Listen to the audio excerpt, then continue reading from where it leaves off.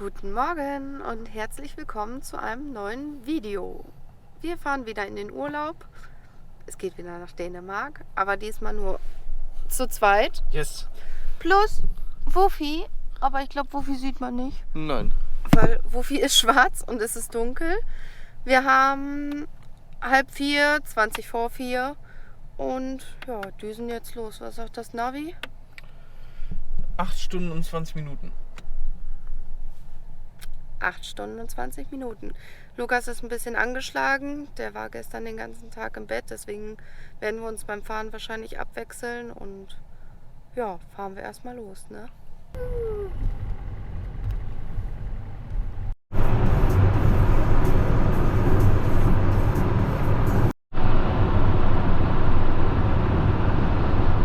Ich fasse mich mal kurz, weil es ist draußen echt gerade ziemlich kalt. Wir haben 7:30 Uhr. Es sind jetzt noch 4,5 Stunden bis theoretisch zum Ziel. Machen gerade das erste kleine Mini-Päuschen. Einmal kurz was trinken, was essen. Einmal Hund rauslassen. Es ist Sonnenaufgang. Ganz allmählich. Und wir sind jetzt durch Hamburg durch. Und ja, also wir sind auf einem guten Weg Richtung dänische Grenze. Marie hat jetzt erst den Sonnenaufgang bemerkt. Ey, ich war gerade einfach nur Hund rauslassen.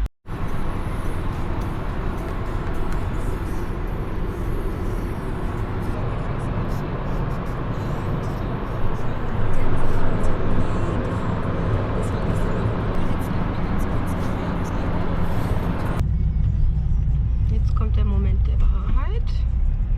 Kommen wir durch? Kommen wir nicht durch? Dürfen wir fahren, wenn grün ist? Ich würde jetzt sagen, so. Okay. Danke.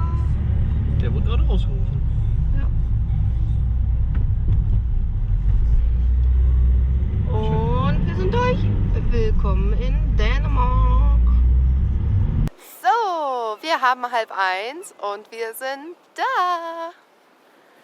Es ist Meer, es ist Mole, wenn Lukas weggeht. Ja, schon. Es ist Hundi, der schon wie bekloppt im Sand buddelt. Ja, wir waren jetzt gerade bei der Schlüsselübergabe, die waren halt noch nicht bereit, das ist aber auch nicht schlimm. Eigentlich stand im Internet auch ab 16 Uhr, manchmal sind die aber trotzdem schon eher fertig, deswegen guckt man immer erst einmal, wenn wir ankommen. Und ja, die haben jetzt gesagt, wir sollen gegen 3 nochmal vorbeikommen, dass wir trotzdem nochmal eine ganze Stunde eher... Jetzt habe ich voll den Sandhaufen auf die Schuhe bekommen.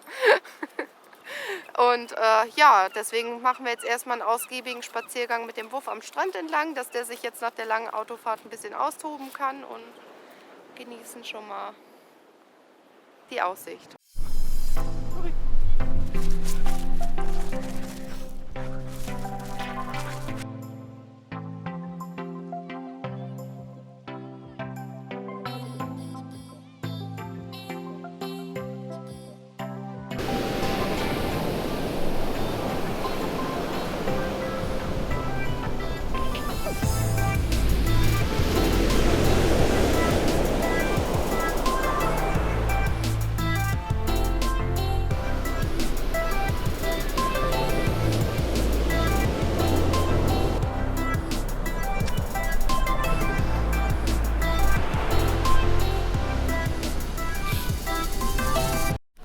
Ich würde sagen, wir sind ganz schön durch von der Fahrt.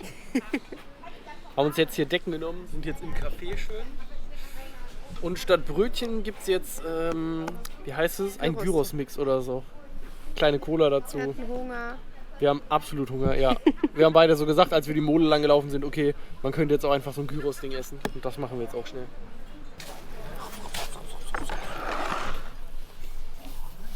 Ah. Njam, njam, njam, njam, njam. Okay. Oh, Hunger, ey. So, ich würde sagen, schnell essen. Gibt's jetzt Dori ein Stück? Nein.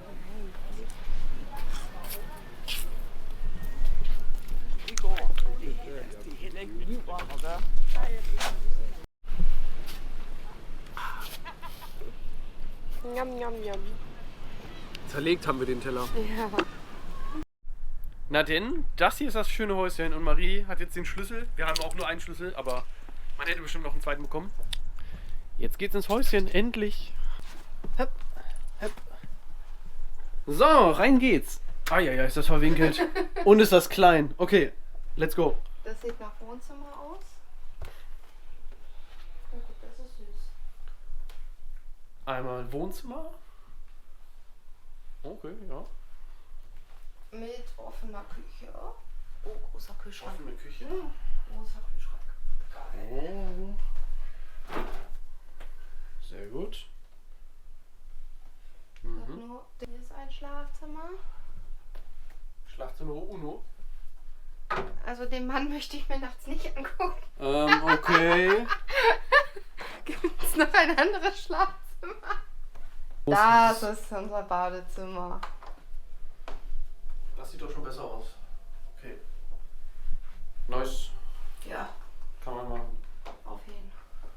Wir sind einfach kaputt vom Tag. Also es tut mir leid, wenn es vielleicht heute ein bisschen gelangweilt rüberkommt. Wir sind einfach nur des Todes müde, weil wir haben 3 Stunden geschlafen. Wir sind beide gesundheitlich ein bisschen angeschlagen.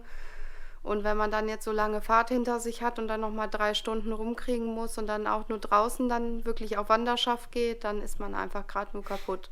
Das heißt, wir werden uns jetzt ein Teechen machen und dann werden wir uns vielleicht heute Abend nochmal melden. Aber jetzt ist erstmal gerade ein bisschen Pause angesagt.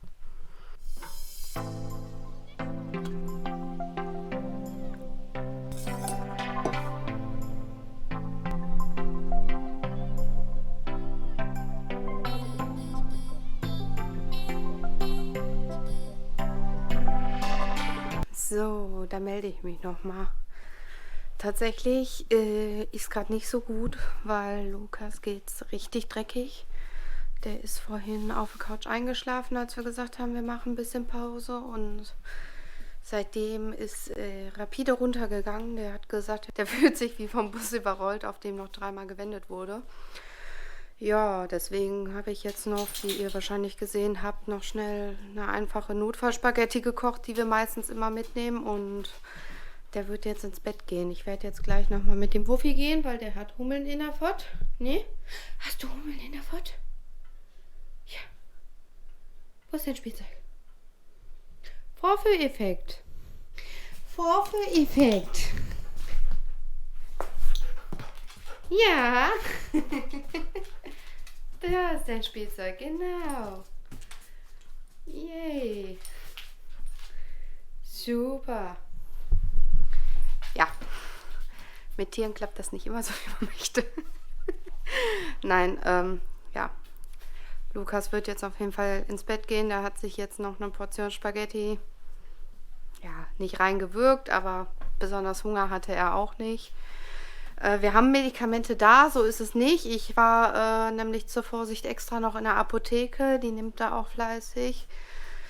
Er wollte halt fahren. Ich war halt so, sollen wir fahren, sollen wir zu Hause bleiben? Er sagte, er will fahren. Dann war so die Überlegung, ja gut, dann vielleicht so die ersten 2 Tage Ruhe, dafür aber dann, wenn es einem besser geht, doch noch was vom Urlaub.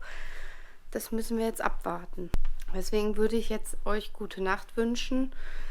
Und dann hoffe ich, dass Lukas sich erstmal gut ausschläft. Den lasse ich auch so lange pennen, wie er will morgen. Und dann sehen wir weiter, was der Tag morgen bringt, wie es Lukas geht. Guten Morgen an Tag 2. Wir haben Samstag, den 31. Es ist Halloween. Ich mache gerade die erste Morgenrunde mit dem Wuffi. Lukas geht es nicht so gut. Ich schätze mal, bei dem läuft das heute auf den Betttag hinaus. Deswegen werde ich gleich erstmal noch was einkaufen gehen, weil ich gucken wollte, ob ich dann irgendwo vielleicht für ihn noch so Hust- und Bronchialtee bekomme. Und ja, dementsprechend weiß ich jetzt auch noch nicht, was heute geplant ist, weil ich kann ja jetzt hier schlecht alleine auf große Wanderschaft gehen und lasse meinen kranken Verlobten zu Hause. Deswegen werden wir mal abwarten. Ich wollte euch trotzdem schon mal erstmal begrüßen und guten Morgen sagen.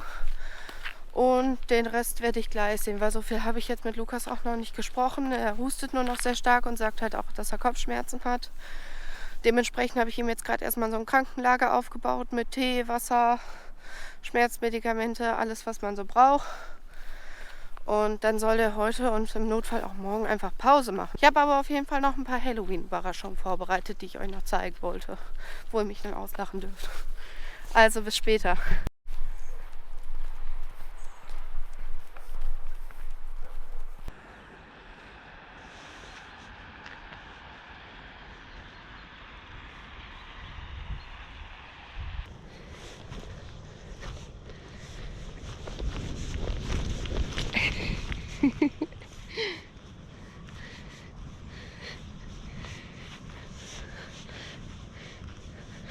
Der will Fangen spielen. Ja.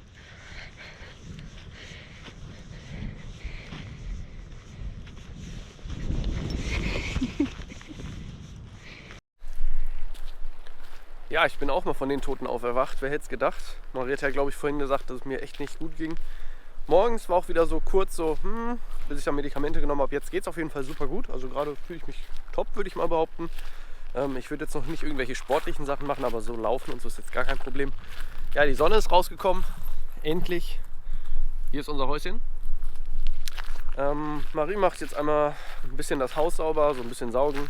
Geht dann duschen und ich besorge uns jetzt mal in der Zeit Frühstück, weil wir haben jetzt 9:50 Uhr und ich würde sagen, da hat man auf jeden Fall schon Hunger. Der Supermarkt ist nicht weit weg, einmal hier so um die Ecke quasi und dann mal gucken, was ich da gleich bekomme. So sieht der gute Einkauf aus. Brötchen, Stinkekäse, Butter, bisschen Salami, so Leberpastete, Avocado, Mango. Und Zimtschnecken habe ich leider schon im Angebot, deswegen mussten die auch mit, weil die esse ich, da kann ich mich komplett von ernähren gefühlt. Und einen Kakao gibt es noch. Frühstückszeit, endlich. Avocadobrötchen und irgendwie wieder dieser Käse, Salamibrötchen und Zimtschnecken. Hallöchen, da sind wir wieder. Wir sind sogar zu zweit. Lukas sagte, bis auf den Husten geht es ihm ganz gut. Er will nicht im Bett bleiben. Was soll ich machen? Wir wollten jetzt eine kleine Wanderung machen. Also was heißt klein? Ungefähr 3 Stündchen soll die dauern. Irgendwie 10 oder 12 Kilometer. Und damit wir dann den Wuffi ein bisschen auslasten können und damit wir hier ein bisschen durch den Nationalpark laufen. Und anschließend wollten wir dann noch nach Thisted, weil da ist der letzte Tag, ist ja heute Halloween. Es ist auch Sonntag, nicht Samstag. Ich habe heute Morgen Fehler gemacht. Aber ich wusste, dass der 31. ist. Dass es der 31. ist, ja. Wir wollten halt ein bisschen gucken. Wir wollten da dann auch den Großeinkauf machen. Lukas hat ja heute noch ein bisschen Frühstückssachen geholt und wollten da dann in den Netto. Und die hatten letztes Jahr, waren wir eine Woche vor Halloween hier und die hatten alles so süß dekoriert und ich wollte halt gucken, ob das dieses Jahr auch so ist. Also es ist jetzt in Thisted keine Shoppingtour oder so, sondern ein bisschen durchschlendern, Halloween-Deko angucken und danach Großeinkauf machen und dann wieder nach Hause. Und zu Hause habe ich dann ja, wie ich euch gesagt habe, noch 1, 2 Halloween-Überraschungen und dann mal gucken, was der Abend bringt. Aber jetzt gehen wir erstmal wandern. Ne?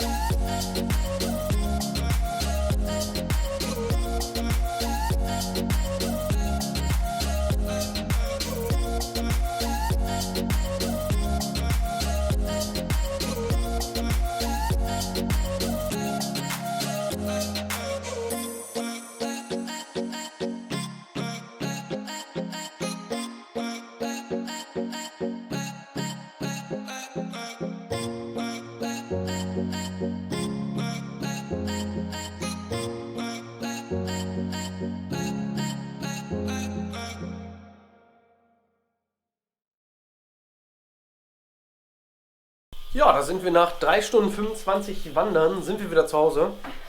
War auf jeden Fall eine schöne Tour, aber ich werde auf jeden Fall bei Komoot schreiben, dass viele Wege nicht mehr so ganz begehbar waren. Also wir sind da, wie man auf den Aufnahmen sieht, teilweise querfeldein quasi durch den Wald gelaufen, weil es gar nicht anders ging, weil es gab einfach keinen Weg. Und der letzte Weg, der so schön über die Heide führen sollte oder auch geführt hat, war leider doch etwas unter Wasser. Also Marie ist mit dem Fuß einmal so tief unter Wasser, dass der ganze Schuh nass war, plus der Fuß, also wirklich alles war einfach nass. Ja, der Hund hat sich trotzdem gefreut, weil der ist da jetzt schön durchgepisst und wird jetzt gerade hier von Maria einmal geduscht, damit er auch wieder sauber ist. Ich kann gleich auch direkt nochmal mit duschen. Plan ist dann jetzt ein halbes Stündchen Pause machen oder so. Wir haben jetzt 15 Uhr und dann fahren wir jetzt gleich noch nach Thysse. Das hat Marie, glaube ich, schon gesagt. Und dann schauen wir mal, wie es da so aussieht. So, wir sind in Thysse angekommen. Es wird langsam dunkel. Spooky, spooky. Und das ist genau der Grund, warum ich Dänemark liebe. Hier ist einfach schon der erste. Die bauen hier so süße, geile Statuen auf. Ich finde das einfach ultra cool. Und ich hoffe, wir sehen jetzt noch ein paar mehr in der Stadt. Letztes Jahr waren hier echt viele aufgebaut. Und ich dachte jetzt so in der Abendstimmung, wenn es dunkel wird. Ich liebe es. Ich bin ja so ein Halloween-Freak. Also mal gucken, ob wir noch mehr finden. Let's go!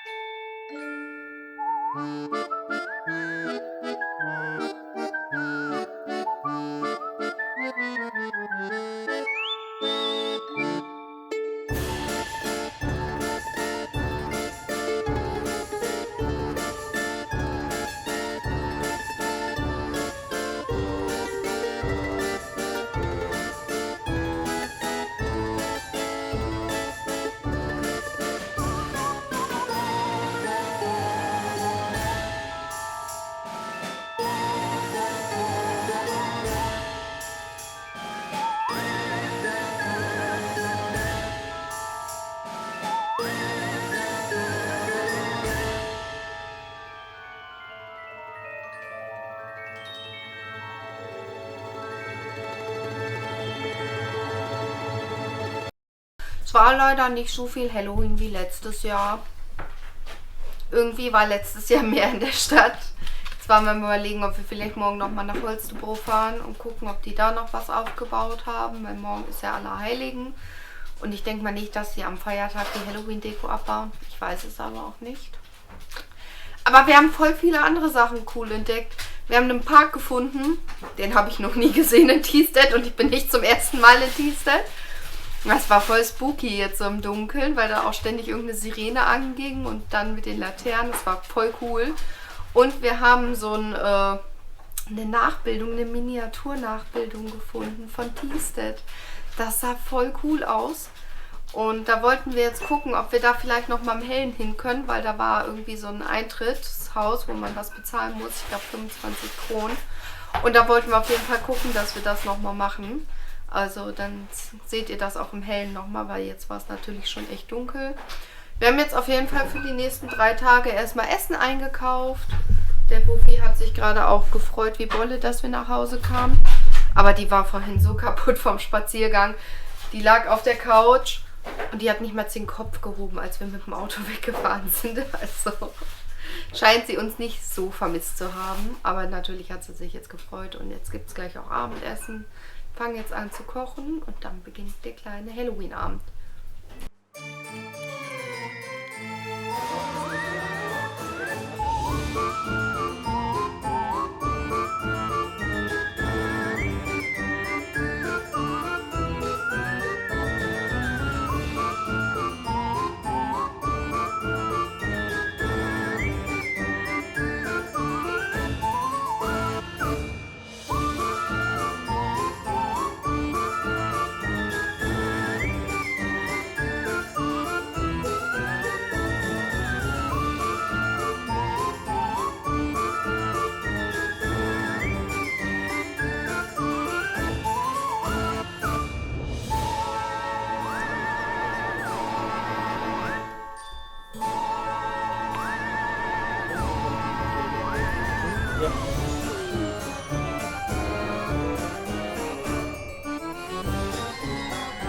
So, ich würde mal sagen, wir haben erfolgreich Halloween gebastelt. Yes.